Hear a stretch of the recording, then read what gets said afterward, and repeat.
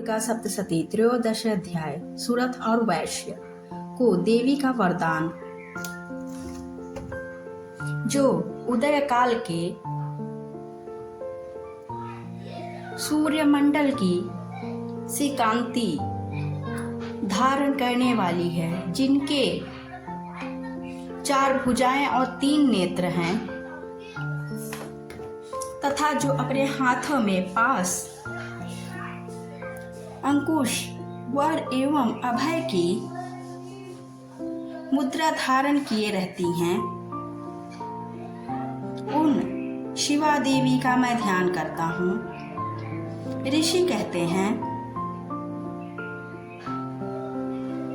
राजन, इस प्रकार मैंने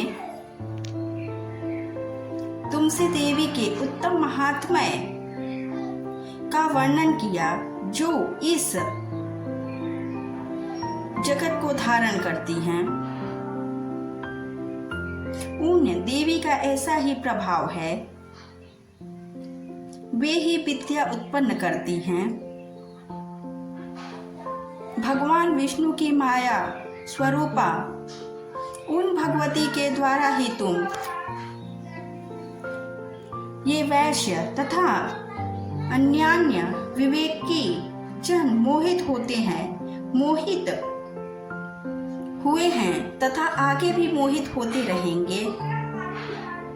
महाराज, तुम उन्हीं परमेश्वरी की शरण में जाओ। आराधना करने पर वे ही मनुष्यों को भोग,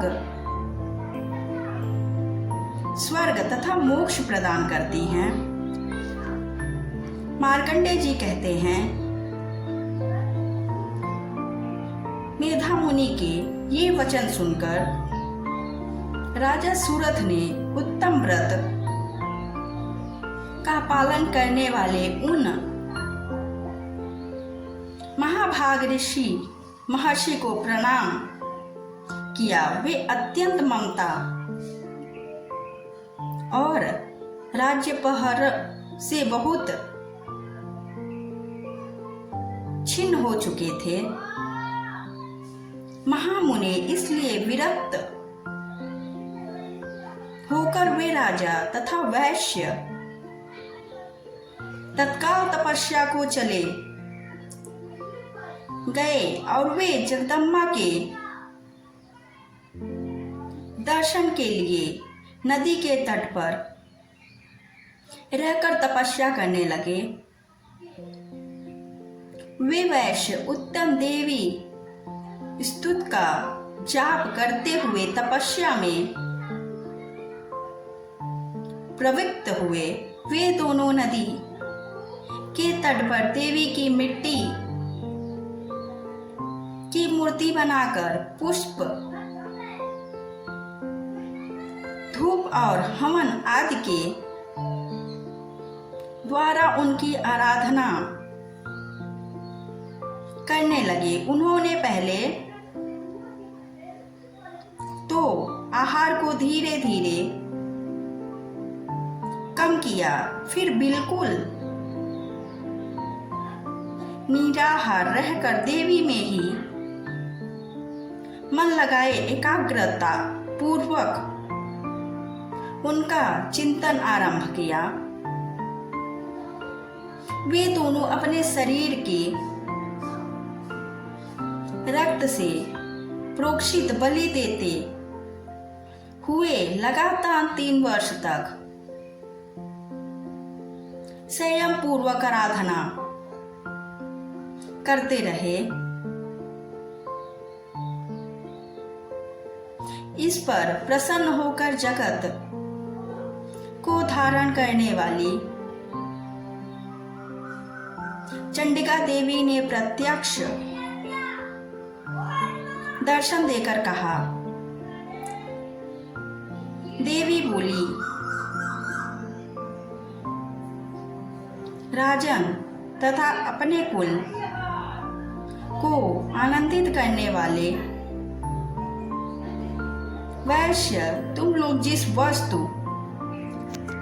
की अभिलाषा रखते हो वह मुझसे मांगो, मैं संतुष्ट हूँ, अतः तुम्हें वह सब कुछ दूंगी। मार्कंडेय जी कहते हैं, तब राजन ने दूसरे जन्म में नष्ट न होने वाला राज्य मांगा तथा इस जन्म में भी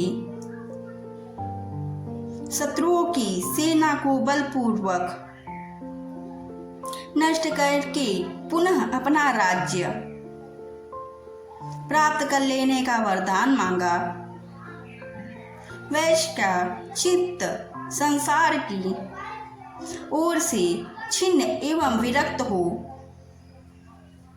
चुका था और वे बड़े बुद्धिमान थे, अतः उस समय उन्होंने तो ममता और अहंकार रूप आसक्ति का नाश करने वाला ज्ञान मांगा। देवी बोली,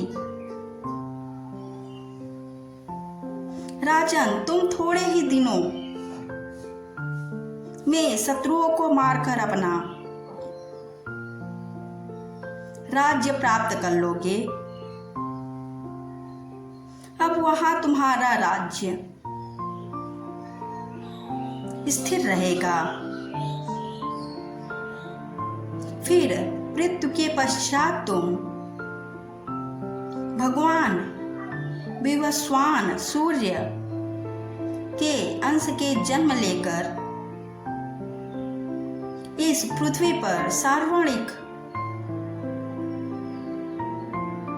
भानु के नाम से विख्यात होगे। वैश्य वर्य, तुमने भी जिस वर को मुझसे प्राप्त करने की इच्छा की है उसे मैं देता हूं। तुम्हें मोक्ष के लिए ज्ञान प्राप्त होगा। मार्कंडेय जी कहते हैं, इस प्रकार उन दोनों को मनोवांछित वरदान देकर तथा उनके द्वारा भक्ति पूर्वक अपनी स्तुति सुनकर देवी अंबिका तत्काल अंतर ध्यान हो गई। इस तरह देवी से